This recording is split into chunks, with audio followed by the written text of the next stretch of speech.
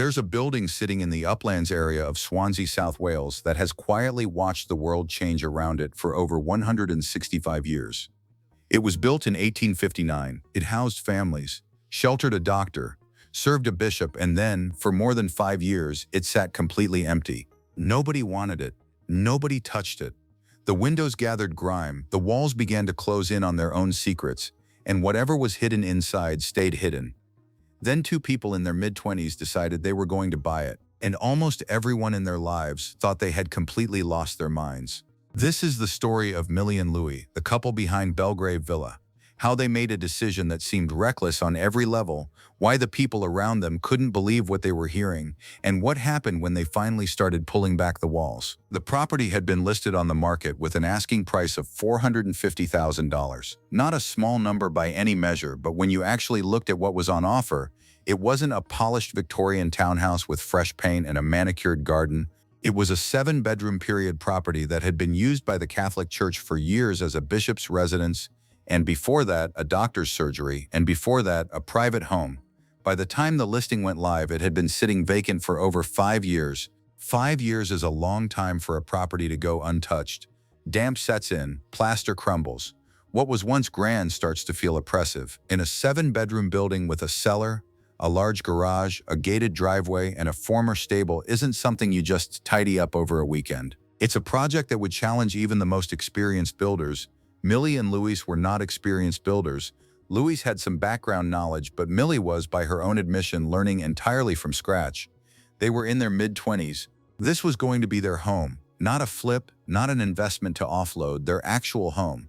And they were going to take on one of the most ambitious renovation projects imaginable to make that happen. When people close to them found out, the reaction wasn't exactly celebratory. The idea of two young people with limited construction experience buying a crumbling 7-bedroom Victorian bishop's residence from the Catholic Church and attempting to restore it largely on their own, it didn't inspire confidence. Millie and Louis themselves publicly described the purchase as a huge risk.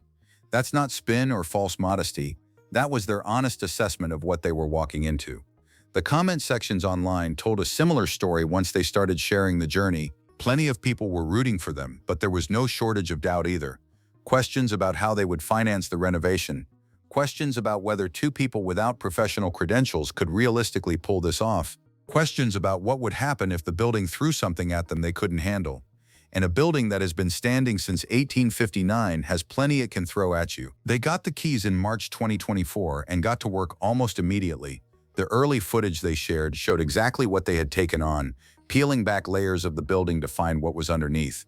Floorboards came up, brickwork came down, and that's when things started to get interesting. Behind one of the walls, a doorway that had been completely sealed off with brickwork at some point in the property's long history, they found something they weren't expecting. The original doorway had been built over, and in the gap left by that sealed space there was a World War II helmet insert. Not a prop, not something left as a decoration, a genuine wartime relic sitting in the dark inside a wall for decades. The name written on the inside of the insert was Dr. Cornelius Patrick Robinson. With some help from their Instagram followers, Millie and Louis were able to piece together that he had served in the Royal Army Medical Corps and had lived in the house between 1949 and 1986. A man who had lived in that building for nearly 4 decades had left a piece of his story behind in the walls without even knowing it. That was only the beginning of what the villa had been holding on to. Alongside the helmet insert, they also recovered a WWI-era uniform, hidden in the same bricked-up space. Then, as they worked their way deeper into the property, more came to light. A certificate of authenticity for a fragment of the cross of Christ, turned up in a drawer inside the house. There was no cross, just the certificate, sitting there as evidence of something that had long since disappeared.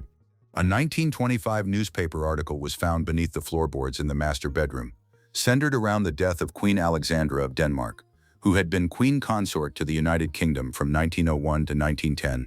A Christmas card from 1921 was discovered hidden in the floorboards on the top floor by their plumber, a tin of shoe polish that dated back to the 1800s.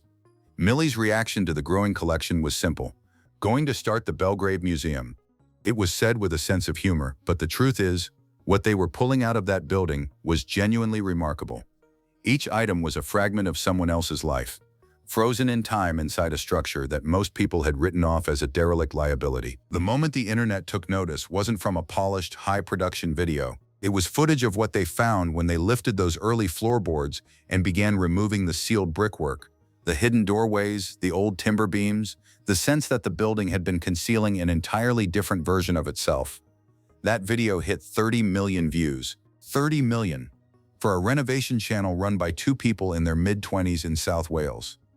Overnight, the conversation shifted. The people who had been watching with skepticism were now watching with something closer to fascination. The comment sections that had been full of doubt started filling up with something else. Encouragement, advice from tradespeople, historians offering context on the artifacts, followers doing their own research and reporting back. One Instagram follower was the person who tracked down the service history of Dr. Cornelius Patrick Robinson, connecting the dots between the helmet insert and the man who had once lived inside those walls. That's what made the channel different from almost anything else in the renovation space. It wasn't just about the building. It was about everything the building had absorbed over 165 years, and the fact that Millie and Louis were the ones willing to uncover it. The scale of what they took on cannot be overstated. This is a 7-bedroom property with a cellar, a large double-height garage, a gated driveway, an old stable, and original Victorian features throughout, double-height ceilings, a period staircase, marble fireplaces, ornate coving. Restoring any one of those elements properly takes time, money, and skill. Doing all of it while living through the process and documenting every step is an entirely different level of commitment. They made the decision early on to do as much of the work themselves as they possibly could, partly to keep costs manageable, and partly because that approach has become central to the entire story. Millie didn't start out knowing how to renovate a Victorian building. She learned, Louis brought some knowledge to the table, and they built from there.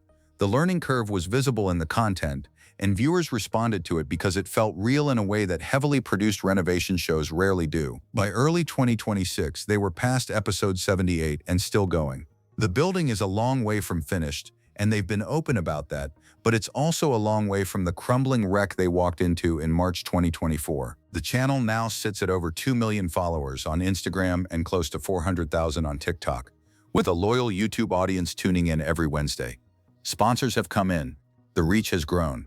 What started as two young people sharing something their family and friends largely thought was a terrible idea has turned into one of the most watched renovation journeys in the UK. The people who raised their eyebrows when Millie and Louis announced they were buying a derelict 7-bedroom Victorian building from the Catholic Church, they're not saying much anymore. There's a bigger idea sitting underneath all of this. The decisions that look the most reckless from the outside are sometimes the ones that make the most sense to the people making them.